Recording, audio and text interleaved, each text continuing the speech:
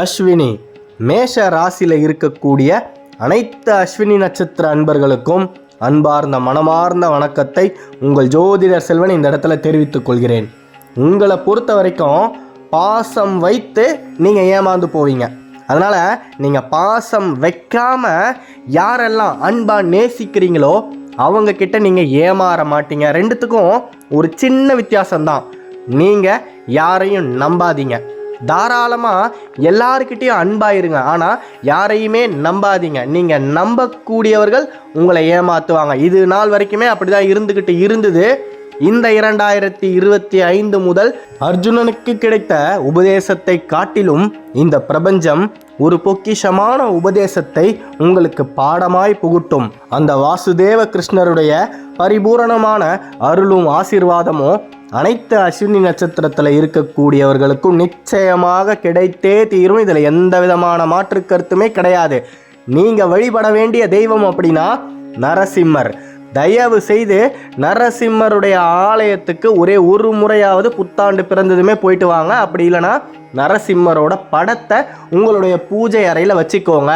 உக்ரமான தெய்வங்களுடைய படங்களை வச்சுக்கலாமா அப்படின்னு சில பேருக்கு எந்நேரம் ஒரு சந்தேகம் எழும்பி இருக்கும். தாராளமாக உக்ரமான தெய்வங்களை வைத்து கொள்ளலாம். தெய்வங்கள் கையில் ஆயுதத்தை ஏந்துவது அசுரர்களை அழிப்பதற்காக மட்டுமே. அளவு கடந்த இறை நம்பிக்கையையும் அன்பையும் வைத்ததால் பிரகலாதனை காப்பாற்றுவதற்காகவே நரசிம்மர் அவதாரம் எடுத்தது நமக்கு புராணங்களும் இதிகாசங்களும் சொல்லி கொண்டு தான் இருக்கு. அப்பேற்பட்ட நரசிம்மர் மேலே நீங்கள் அன்பாக இருந்தீங்கன்னா நிச்சயமாக 2025 சனி பகவானால் ஏற்படக்கூடிய விரய சனியின் தாக்கத்திலிருந்து அஸ்வினி நட்சத்திரத்தில் இருக்கக்கூடிய என்னுடைய அன்பான அன்பர்களால் தப்பிக்க முடியும். ஆமாம், அன்பான அன்பர்கள். ஏன்னா அவ்வளவு கஷ்டப்பட்டாச்சு. தொட்ட இடமெல்லாம் துரோகமாக மாறுது. சமமான நிலம் என்று நினைத்து காலை வச்சாலே அந்த இடம் புதக்குழியாக மாறி உங்களை உள்ள இழுக்குது. இனி அந்த நிலை அஸ்வினிக்கு நிகழவே நிகழாது. நீங்கள் எந்த ஒரு தருணத்துலேயும் உங்களுடைய திசை மாறாமல் இருக்கணும். ஏன்னா 2025 உங்களுடைய கண்களுக்கு பல வழிகள் தெரியும்.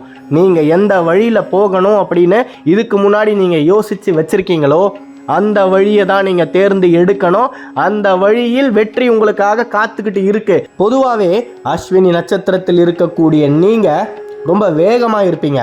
உங்களுடைய செயல் வேகமாக இருக்கும், சிந்தனை வேகமாக இருக்கும், ஆற்றல் அதிவேகமாக இருக்கும். அப்படி இருக்கும்போது உங்களுக்கு யாருமே உங்கள் கூடவே இருந்து குழி பறிக்க முடியாது. அதனால் நீங்கள் எந்த வழியில் நடந்து போகிறீங்களோ அந்த வழியில் நீங்கள் அழிஞ்சு போகணும், நீங்கள் வளரவே கூடாது அப்படின்னு நினைக்கிறவங்க உங்களுக்கு முன்னாடியே அங்கே போய் நின்றுக்கிட்டு சில தடைகளை ஏற்படுத்தி வைப்பாங்க. அந்த தடைகளிலிருந்தும் எதிரியின் சூழ்ச்சிகளிலிருந்தும் நரசிம்மருடைய சக்தி உங்களுக்கு சாதகமாக இருக்கும் பொழுது நிச்சயமாக உங்களால் அதிலிருந்து தப்பிக்க முடியும். மிகப்பெரிய அளவில் மகாவிஷ்ணுவுடைய அனுகிரகம் உங்களுக்கு பரிபூரணமாக இருக்குது. நான் நிறைய இடத்துல சொல்லியிருக்கேன். சனீஸ்வரன் மகேஸ்வரனுடைய கட்டளைக்கு கீழ்ப்படிந்து தான் அனைத்து விதமான காய்களையுமே நகர்த்துவார் அப்படின்னு. அந்த மகேஸ்வரனே பார்த்து பிரமித்த அவதாரம் தான் மகாவிஷ்ணுவுடைய நரசிம்ம அவதாரம். படைக்கும் கடவுளாகிய பிரம்மரே ஒரு நிமிஷம் ஸ்தம்பித்து போயிட்டாரு. இப்பேற்பட்ட ஒரு ஆக்ரோஷமான ஒரு அவதாரத்தை இதுவரைக்கும் யாருமே ஜகத்தில் சந்திச்சதே இல்லை. அந்த ஒரு அவதாரத்தை நீங்கள் நாடி போனீங்க அப்படின்னா எப்பேற்பட்ட கெடுதலும் உங்களை நாடுவதற்கு நிச்சயமாக சற்று யோசித்தே தீரும். ஏன் இந்த அளவுக்கு எங்களுக்கு மட்டும் இப்பேற்பட்ட ஒரு நிலைமை இருக்கு? ஏன் நாங்கள் இந்த 2025 மட்டும் நரசிம்மரை நாடி போகணும் அப்படின்னு சொல்கிறீங்கன்னா எல்லாமே விதியின் கோட்பாடுகள் படி தான் நடந்துக்கிட்டு இருக்கு. அதை நாம் முதல்ல புரிஞ்சிக்கணும். விரய சனியின் போது உங்களுக்கு என்னெல்லாம் விரயம் ஆகும்னா உங்களுடைய நேரம், உழைப்பு, நீங்கள் எந்த ஒரு விஷயத்துக்காக பாடுபட்டு உங்களின் அனைத்து சக்தியையும் செலுத்துறீங்களோ உங்களுடைய சக்தி விரயமாகும். அப்போ உங்களுக்கே தன்னால் மன உளைச்சல்கள் ஏற்படும். இந்த நிலையிலிருந்து நீங்கள் உங்களை காப்பாற்றிக்கணும் அப்படின்னா நிச்சயமாக நரசிம்மரின் ஆசீர்வாதத்தை பெற்றால் மட்டுமே நீங்கள் மிகப்பெரிய அளவில் வாழ்க்கையில் ஒரு கம்பீரத்தோட ஒரு கௌரவமான ஒரு நிலையை அடைய முடியும். அஸ்வினிக்கு மிகப்பெரிய ஒரு எதிர்காலம் காத்துக்கிட்டு இருக்கு. இந்த 2025 முதல் அடுத்து வரக்கூடிய 2.5 ஆண்டுகள் நீங்கள் ரொம்ப கவனமாக இருக்கணும். நீங்கள் எந்த ஒரு விஷயத்தில் இறங்கினாலுமே 1க்கு 100 முறை யோசிச்சுட்டு அந்த விஷயம் உங்களுக்கு இப்போ தேவையா, இன்னைக்கு தேவையா அப்படின்றத மட்டும் நல்லா யோசித்து முடிவு பண்ணுங்க. நாளைக்கு அப்படின்றதுக்காக நீங்கள் இன்னைக்கு முடிவெடுக்காதீங்க.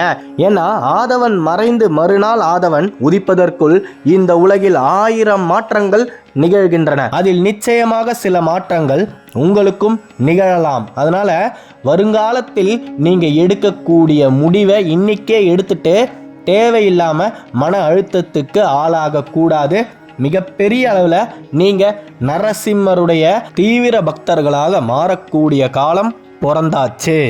பூவரசன் குப்பம் அப்படின்ற ஒரு பகுதியில் நரசிம்மருடைய ஆலயம் மிக பிரம்மாண்டமாக இருக்குது. அந்த ஆலயத்துக்கு உங்களால் போக முடிஞ்சால் போங்க. அப்படி இல்லைன்னா நீங்கள் உங்களுடைய பூஜை அறையில் நரசிம்மருடைய படத்தை வைத்து வழிபட்டாலே போதும். அந்த தெய்வத்தின் அனுகிரகத்தை நிச்சயமாக உங்களால் பெற முடியும். உங்கள் வீட்டுக்குள்ளே இருக்கக்கூடிய எப்பேற்பட்ட தீய சக்தியாக இருந்தாலும் நரசிம்மருடைய படம் உங்கள் வீட்டுக்குள்ளே வந்துருச்சு அப்படின்னா அந்த தீய சக்தி அந்த கணமே உங்களின் இல்லத்தை விட்டு வெளியேறியே தீரும். இதில் எந்த விதமான மாற்று கருத்துமே கிடையாது. உங்களை பொறுத்த வரைக்கும் உங்களுக்கு குறை சொன்னாலே பிடிக்காது. ஆனால் உங்களை சுற்றி இருக்கக்கூடியவர்கள் உங்களை குறை சொல்லிக்கிட்டே தான் இருப்பாங்க.